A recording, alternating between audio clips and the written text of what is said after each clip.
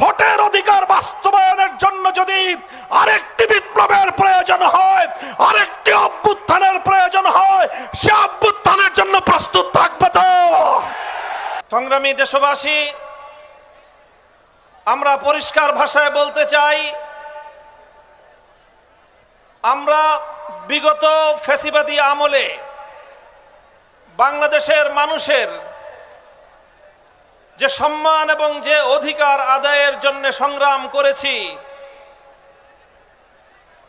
ফ্যাসিবাদী স্বৈরাচারী শেখ হাসিনা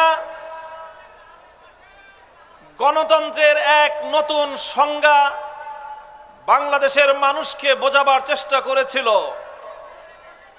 মানুষের ভোটের অধিকার কেড়ে নিয়ে কখনো বিনা ভোটের সরকার, কখনো রাতের ভোটের সরকার, কখনো আমি আর ডামি নির্বাচনের সরকার গঠন করে শেখ হাসিনা বলতো উন্নয়নের গণতন্ত্র।